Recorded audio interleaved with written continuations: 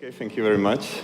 It's great to be here at this conference. I would like to first thank to the organizers for making this wonderful event happen.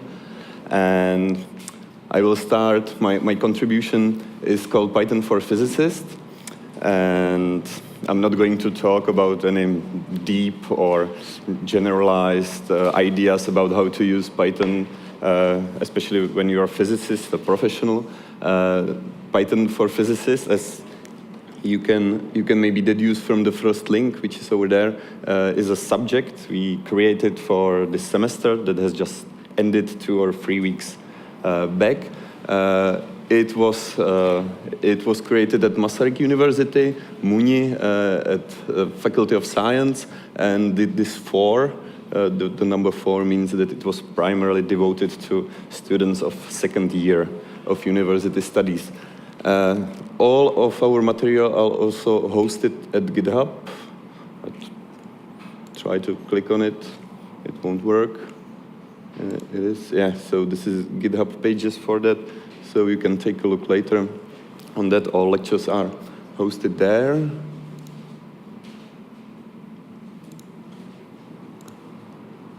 No. Back to my presentation. And the reason why you see so many names is that all those people have been somehow involved into preparation or teaching this course. Let me quickly name them. Filip Hroch, he was our, let's say, spiritual leader. Petr Klenovský, Filip Minc, Adam Obrusník, Petr Sinek, Jan Voráč, Jiří Polcar, Jakub Wagner, and lastly my name, Petr Zikán. I'm glad that so many people came here. But are you sure you want to be here? Because this is going to be at least a bit about physics. So I was expecting more something like 12.5 people here, and the rest sitting in the other room. So you can run away right now if you want. No one, okay. And something about me. I'm a PhD student at Masaryk University. I'm studying plasma physics. Trying to finish my PhD for almost 2-4 years or something like that, but that's not that important. And so this is overview. One more thing, there will be few code snippets, and the font in those snippets is quite small, so I'm afraid you won't be able to see it from the back of the room. I'm sorry about that. I tried to make the font a bit larger, but I somehow failed. I'm not, CSS man or HTML or something like that. So, overview of my talk is, I will first tell you something about our approach to the course. This is going to be the boring stuff, but I will try to make it quickly. And in the rest time, I will tell you, I will show you a few examples we created for students and some typical problems you can encounter in physics, and of course using Python. So this will include, we will start with linear regression, then we will trace through few particles through electromagnetic fields, do some Fourier analysis of plasma response, and as a grand finale, we will briefly touch machine learning with scikit. Okay, so our approach was as follows. Since a standard course on Python was already present, or is still present at the university, we wanted to offer a bit different course that would be mainly focused on how physicists use Python, and therefore we had these 3 cornerstones. It was numpy, pandas, and scipy libraries.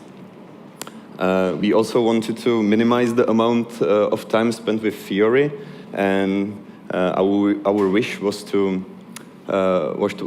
explain fundamentals of the language as we go, which is somehow tricky, as we saw after that.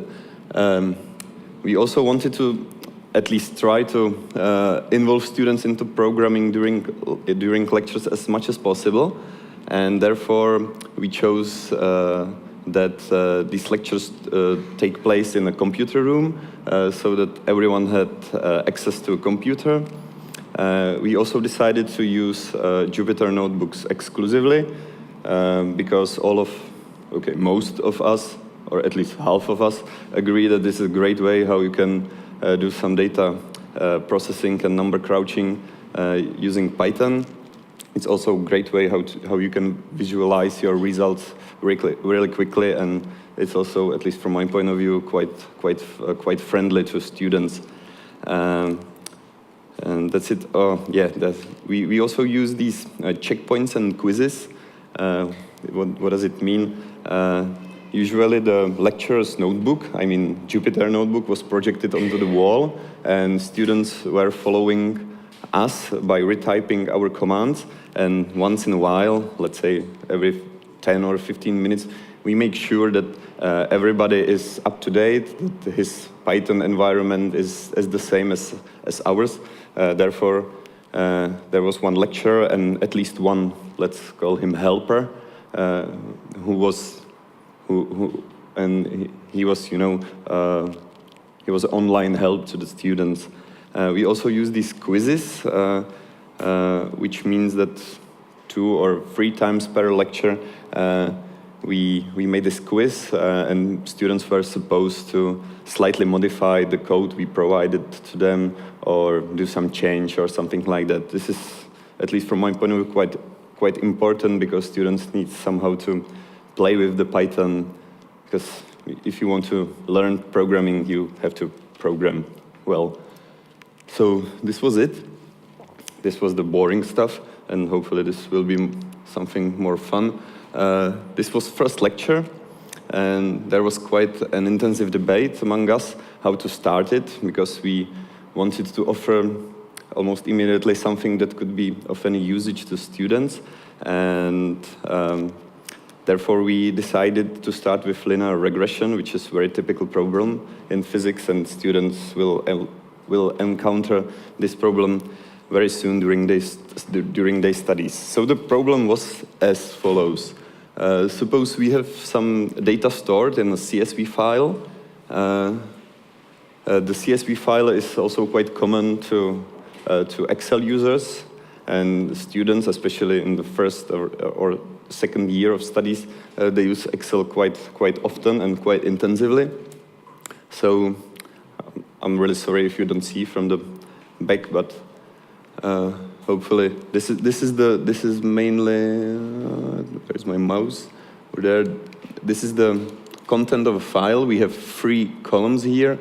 One, let's call it T, which is a parameter 15 till 21, and then we have 2 columns. Let's call it A and B, and these were somehow measured during lab or whatever. Yeah, this is what I said, and we usually need to do some data processing before our analysis, and this time we decided just to simply multiply these 2 columns and to obtain a column, let's call it C, which was multiplication of A and B. And the value of interest was the slope of the curve as a dependent on the parameter T. It might seem quite hard, but it's really easy, as you will see in a moment. We decided to start with Pandas, which is maybe a bit it's not that traditional. Suppose imagine you don't have any previous experience with a language, and first data structure you see is Pandas Dataframe, which is usually considered as, let's say, advanced data structure. But again, it maps so perfectly to Excel spreadsheets that students usually don't have any problems with that, because if you just import Pandas, which you can say is a magical command, then Pandas has function read CSV, and if you provided the file name, you will end up with, let's call the variable data. You probably not be able to come up with better name, as we previously heard. And if you print this data, you will obtain this HTML table, which is just perfect. Students are able to follow you. There's nothing, magical, although there is. So we have loaded our data. Multiplication using Pandas is also very easy. If you want to add a column C, over here, you just type data A multiplied by data B, and magically column C will appear in your data, which is very easy. It's basically one-liner. So if you move on, you typically want to take a look at the data. It's also very easy using Python. If you import matplotlib.pyplot, and this magic line tells Jupyter that we want to see the output of the plotting command directly into Jupyter, then with another one-liner, matplotlib.pyplot, first argument is our x-axis data, t column. The second parameter is our c column, which will appear in y-axis, and this O tells that we want to use points for data representation.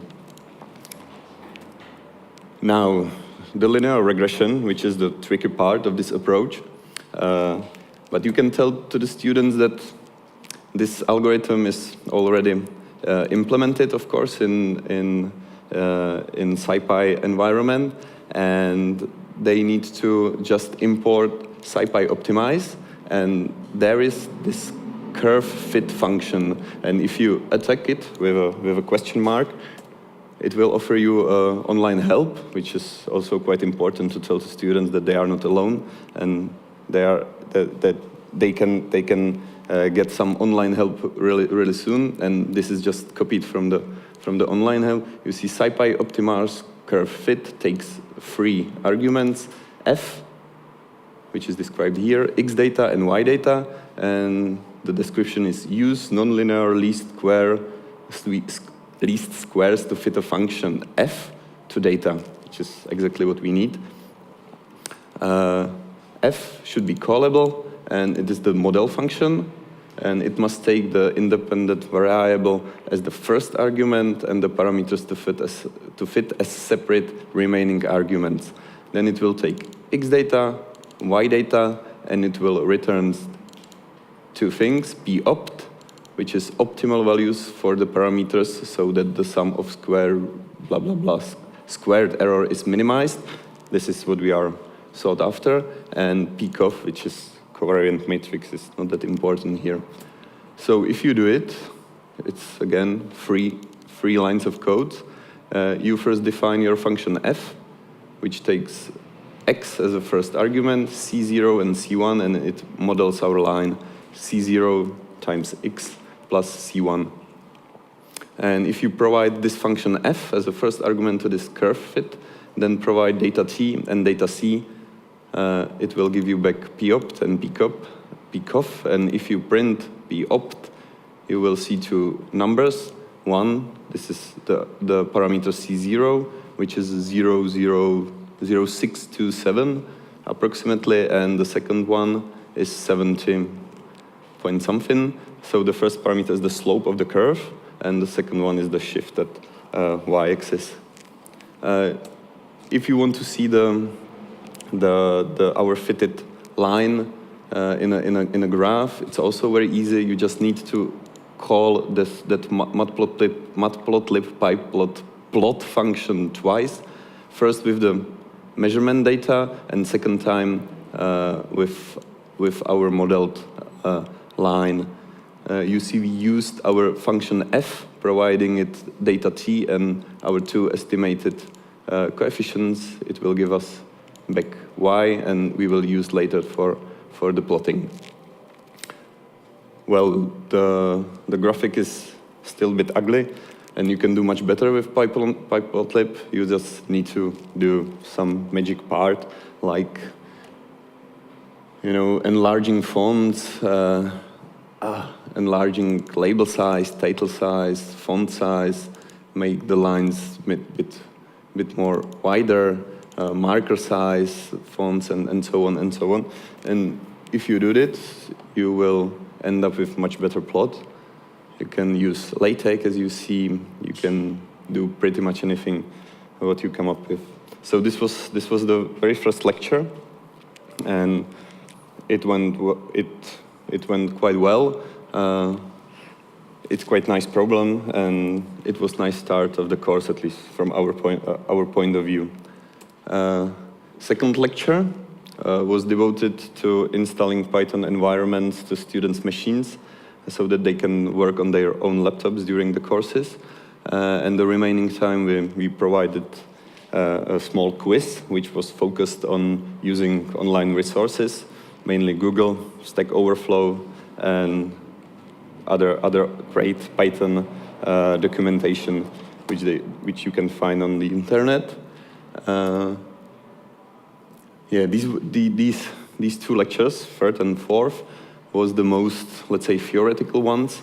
And we introduced so many concepts during these two lectures, like Python lists, Python arrays, basic plotting with matplotlib, how to define functions, how to use them, how to use for loops. Philip Hroch used for loops for finding a resolution of a telescope using bisection method, but I don't have this example here. And on lecture 4, I focused what is the difference between alias and the actual value, how you can manipulate strings, what is the difference between mutable and immutable data structure, what are data types and conversions, what is working with files, and so on.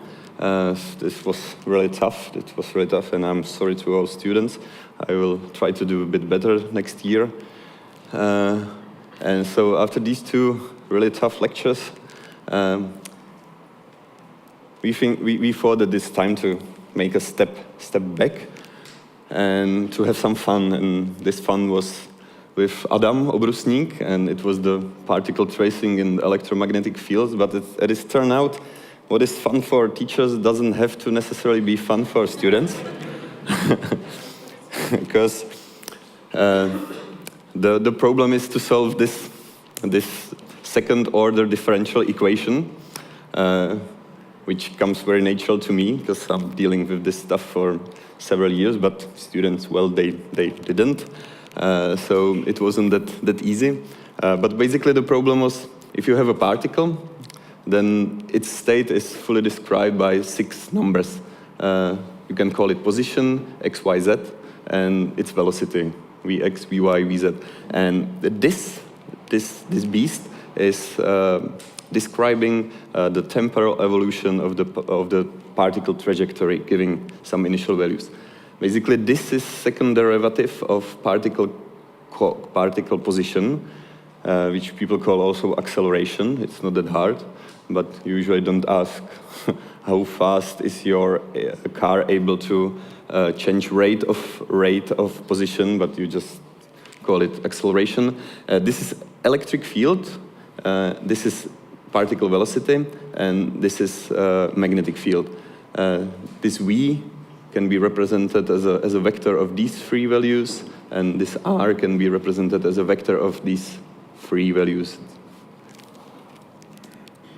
But if you want to use some standardized solver, which is part of scipy library, you have to convert this equation, this single vector equation of this single vector equation into system of 6 differential equation. This time there are only first derivatives of variables.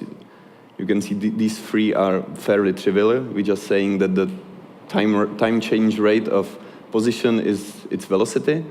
It is a trick how to make your system standardized.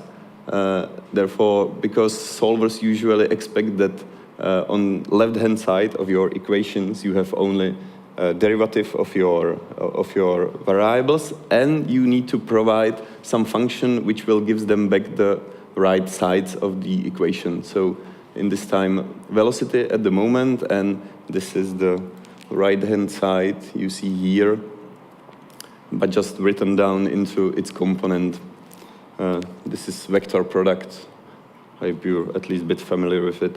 And here it is written down into single components. So this is how the function look like. This is RHS function, which takes time as a first argument, and Q, which is a vector of 6 variables, x, y, z, vx, vy, vz.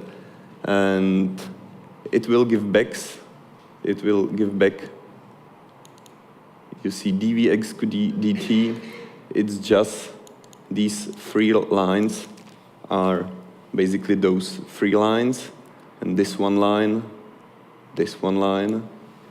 is these three equations. You also need to know particle charge and particle mass. In this time it is electron, typical electron, and it will return the time derivative, basically the right-hand side, and the solver will take this function. And yes, of course, we have used E and B, which are our fields, and in this time they are quite easy. It's a homogeneous electric field in Z direction and homogeneous magnetic field in also in Z direction. And this is how you can set up the solver. You will import ODE from scipy integrate, and you will call this ODE function with our previously defined RHS function. It will give you R object, which you can use to integrate and to evolve in the time. You need to set up some initial time, which is this time 0, initial velocity, initial position, which are these three numbers. So the particle is located in the origin, and three numbers which represents velocity. So initial velocity, so the particle has initially only velocity in y direction, and the time step, which is this time in this case 5 nanoseconds. And if you run this while loop, it will integrate until you reach your final time, which in this case was 60 milliseconds or whatever, 60 microseconds. Yeah, and if you plot it, you will end up with something like that. Sorry, the picture is quite ugly, but the matplotlib is not well suited for 3D plots. This is Z direction, and as you can see, the particle is making circular motion along the field, and it's also accelerating downwards, making this spiral. So this was the most funniest thing of our course, which wasn't that much funny at all. But Adam then changed these two electric and magnetic fields and make it much more complicated, and we showed to students how a so-called magnetic mirror can work, which means the particle can be reflected back by a strong gradient of magnetic field, and we chose them how they can set up simulation like that. Yes. What is the time? Půlka, paráda. Okay, perfect. So we can make slide change, slide pause. Are you still with me, or? Can I have a really quick question? Of course. So this is analytic solution? It is not analytic solution, it's numerical solution, basically. But don't you usually do like particle tracking, like common filters, or some sort of machine learning, like putting like trajectory for the points, like like insert? Mm-hmm. No, this is not a fitting or analytical solution. You have you know where particle is at the very first moment, and you know its direction, and you just integrate this, just numerically integrate this equation to evolve into next time, and you trace the particle as it moves in electric or magnetic fields. So it's easier than fitting. It's a different approach. If you need something to fit, you need to have some data. This time you don't need anything. You just say, okay, my virtual particle is in the center of coordinate system. I know electric and magnetic field. I know its initial velocity, and then you can move forward in time to get other values of particle position and velocities. Can you use fitting on this problem or not? You can, but I can't think of any, useful example. Why would you do that? Maybe we can. That would mean it's like just some problem, right? It's a different problem, basically. We can discuss it later if you want to. Okay, but feel free to ask me anytime if you're interested. So, yeah, lecture 6. This was the most let's say demanding. we had this hypothesis of Pavel Dvořák, which is a really clever guy. He's our colleague. He's worked at the university, and he said us this very complicated 2 or 3 sentences. He said that plasma response right after its ignition should be pure sinusoidal signal. On the other hand, the plasma response in the steady state will have, thanks to its nonlinear nature, much more complicated time dependence. Fourier spectra of the beginning of the pulse will therefore consist only from one frequency. On the other hand, in the steady state, there will be many higher harmonics of the driving frequency. This is really complicated, don't you say? But I will tell you what does it mean. Usually, imagine you have 2 plates, 2 metal plates. Let's call it electrodes. One is grounded, and on the second one, we apply some voltage. This time, radio frequency voltage, which means that the signal, the voltage we are applying to the other electrode is a sinus wave, and it changes with 13.56 megahertz. So it's changing really fast. The sign of the voltage, sign of the voltage. It's just switching voltage many times per second. And what will happen under circumstances, you can create plasma in between those 2 plates, and the plasma will somehow react to the applied voltage. It will also oscillate, or what we call space potential of plasma is somehow connected to the driving voltage and will respond somehow. And what Pavel says, that right after its ignition, it will be the same sinusoidal signal as is the driving voltage. On the other hand, in steady state, it will be something much more complicated. And he also provides us with data from his measurements. So he gave us some oscilloscope's measurement of plasma voltage, and we provided students with these files, with some weird TRC type of file, which is produced by the oscilloscope, whatever it is, and we provided students with this simple module, read TRC, which they can use to simply crunch the numbers from this binary format into 3 variables, t, u, and this is some dictionary info. So t is time, and u is the voltage response of the plasma. And if the students plotted it, they see something like this. So this is one pulse, basically, and this is the very beginning. Do you see the mouse cursor, at least a bit? So this is the very beginning of the pulse. This is what Pavel was talking about, and this is the end of the pulse, where the steady state was certainly reached. And if you plot the very beginning of this pulse, let's say if we really zoom into the beginning of this pulse, you will end up with something like this. So this curve is zoomed in to very beginning of this pulse. On the other hand, if you zoom in the very end of the pulse, you will get something like this. So you can maybe see that this is something that resembles sinus quite well.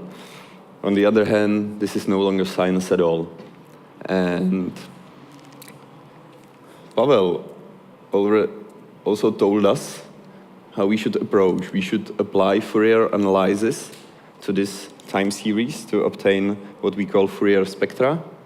And luckily, in scipy signal, you have this very handy function. It's called periodogram, whatever it is pronunciation. And if you provide it with the voltage, this is voltage at the start. This is basically this time series, and this u end is this series. You will end up with a picture like that. So the blue curve is the Fourier spectra of the former time series. On the other hand, this orange curve is the Fourier spectra of the time series at the very end of the pulse. I made also perfect bokeh plot of this, and if I try to zoom in somehow.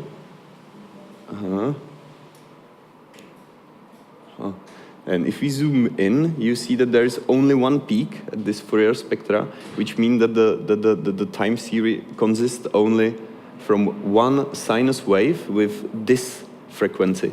And if we will be, we'll be able to zoom even a bit closer, we will see,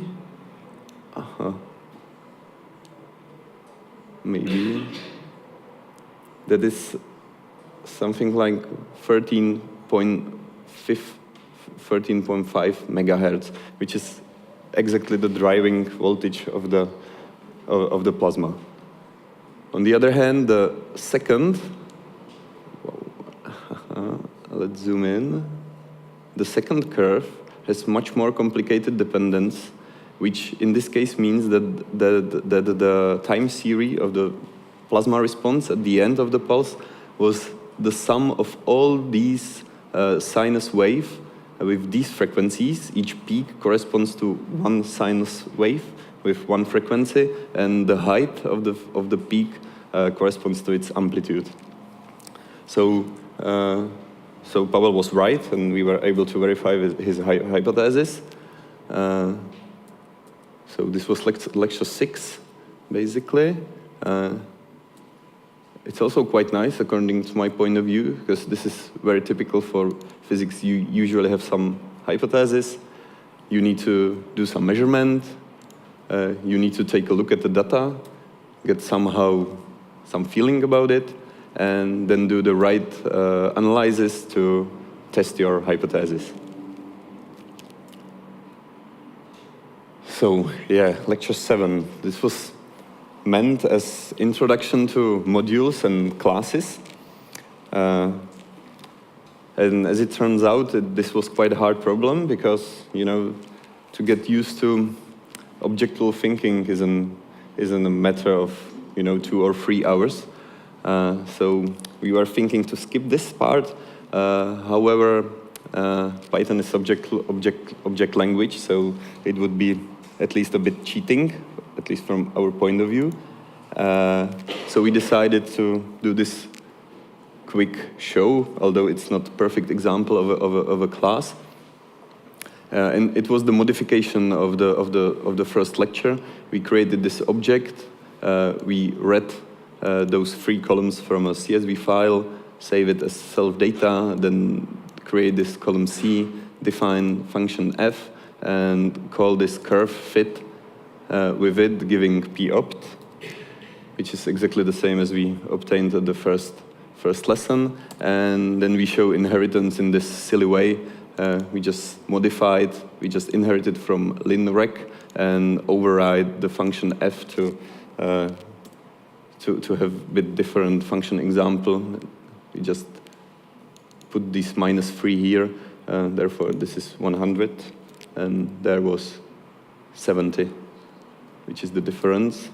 But we are still struggling with this issue, so maybe if you know about some good way how to introduce classes and objects to students, I might be interested, so you can talk to me later if you know about something. And we are getting to an end, I suppose. So don't be worried. Lecture 8 was about rotational spectra of nitrogen, but I wasn't at that lecture, and it seems that the material on GitHub is somehow incomplete, so I will skip it.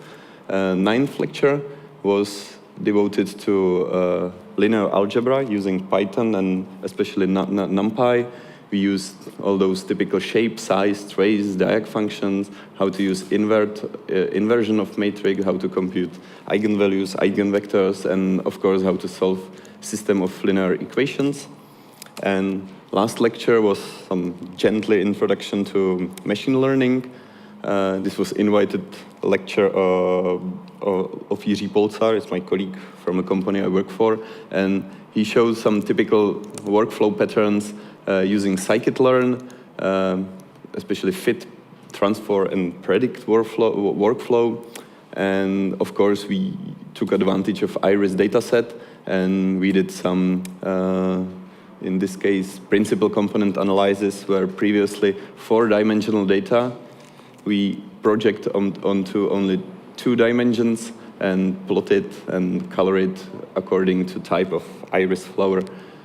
And this is it. Conclusion, I think, or at least we all think that, you know, involving real-world examples can help really much the students with first struggles with programming. We need to rethink those 2 theoretical lectures, 3 and 4, and try to offer some more gentle introduction to Python to the students, and we definitely need to do a bit better with classes. So this was from my side, and thank you very much for your attention. If you have any questions, just ask me. I'll try to answer.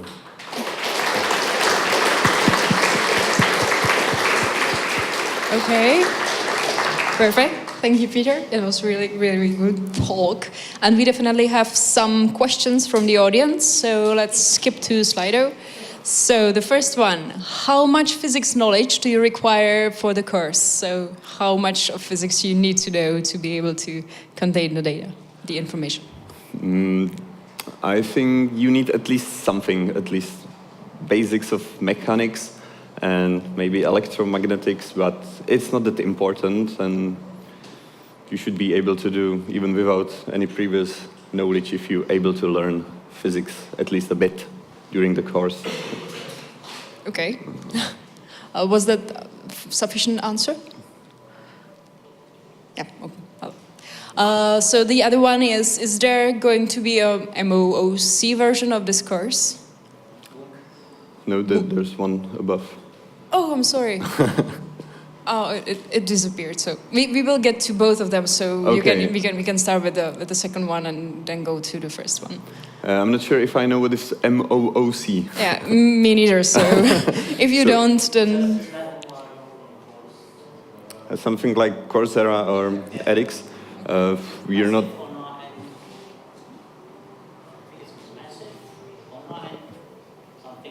Okay, whatever. So something similar to Coursera. We're not there yet. You know, we are just at the very beginning. So maybe in the future, but we are all exhausted and we need some time to rest. And maybe next year we can come up with something, you know, a bit more improved, but especially not any soon. Okay, thank you. So the first one, what is the motivation behind choosing Pandas and Scikit over the e.g. H2O? Pandas has troubles with big data. How would you deal with computing on clusters? We deal very easily. We don't deal with it at all because we are focused on the, you know, very simple data analysis where your data can fit perfectly on your memory of your computer. This is, you know, really introductory course, so we don't deal with Spark or these frameworks at all. But isn't that something that you guys will deal with? When you have certain grids all over the world, you need to like separate the jobs? Yeah, but you know, usually people in first or second year at university don't do this. So we try to focus on what's important for the students on the beginning of their study. And this is not, you know, big data processing. It's usually 10 lines in their file, which they obtain during some subject in lab or something like that. So there's no need, at least from at this introductory course, for any big data processing. Okay. Is it okay? But still, why Pandas and Scikit has to be together? It's pure Python. Pandas is, you know, so great. It maps perfectly for Excel spreadsheets, which is, at least from my point of view, quite important. So that students are, you know, are quite familiar with the structure already. And Scikit is just, you know, that was just the machine learning isn't usually done much on physics on physics. So it was just just simple introduction, just to tell students that there is something like machine learning in the world. Yeah, but they have the same stuff in Yes, you can choose whatever you think. Do the I job. don't want to intervene, but we have one last question, really quick one. Is the presentation available somewhere? Is it online? Or? It is. I provide at the very first slide. It's hosted on GitHub. If you change Can to my please can we change back. to the presentation again from the Slido?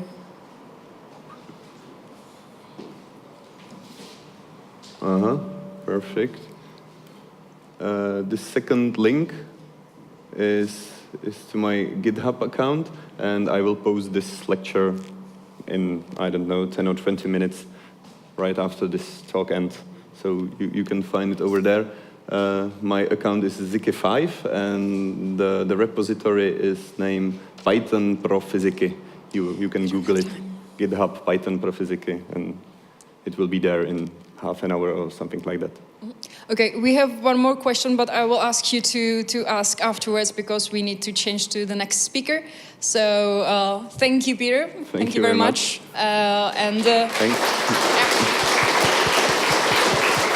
It was cool.